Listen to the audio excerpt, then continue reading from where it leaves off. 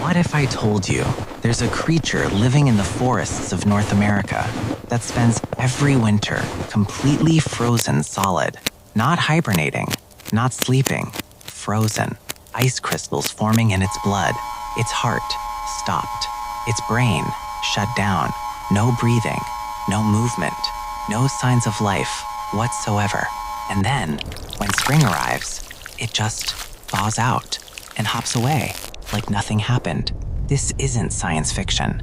This isn't cryogenic preservation in some high-tech laboratory. This is the wood frog, and what it's doing should kill it every single time, but it doesn't. Let's be clear about what freezing does to living tissue. When water turns to ice, it expands. Ice crystals form sharp edges. They puncture cell membranes. They shred delicate structures. They destroy everything they touch. That's why frostbite is so dangerous. That's why frozen organs can't be transplanted. Freezing is death. For humans, for most animals, for almost everything alive. But the wood frog? It rewrote the rules. When temperatures drop below freezing, the wood frog doesn't try to stay warm. It doesn't burrow deep underground. It just settles under some leaves and waits. And as the temperature drops, ice begins to form in its skin, in its muscles, in the spaces between its cells. Up to 70% of the water in its body turns to ice, solid ice. If you picked up a frozen wood frog in the middle of winter, it would feel like a rock, hard, cold, lifeless. So how does it survive? Here's where it gets truly bizarre. The wood frog floods its cells with glucose, massive amounts of sugar, concentrations that would give a human instant diabetes.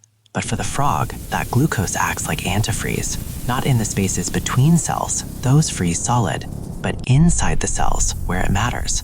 The glucose prevents ice from forming, so the frog is both frozen and not frozen at the same time. Ice surrounds its organs, but the organs themselves stay just liquid enough to survive. Scientists still don't fully understand how the cells survive this. How do they restart after being shut down for months? How does the heart, which stopped beating, just start again? What signals tell the brain to wake up? We really can't explain the exact molecular switches that trigger this resurrection. And here's what's haunting. The wood frog can survive being frozen, but only once per winter. If it thaws out too early and then freezes again, it dies. The system only works under perfect conditions. One freeze, one thaw, any deviation, and the miracle fails.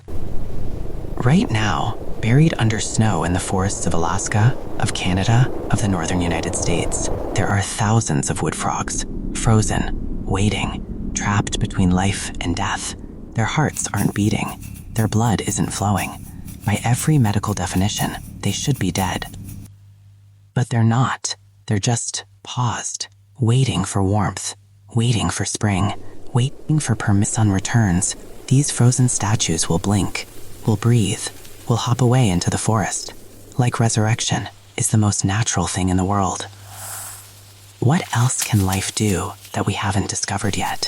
What other impossible survivals are happening right now in the silence of winter? Some creatures don't fear death. They just postpone it.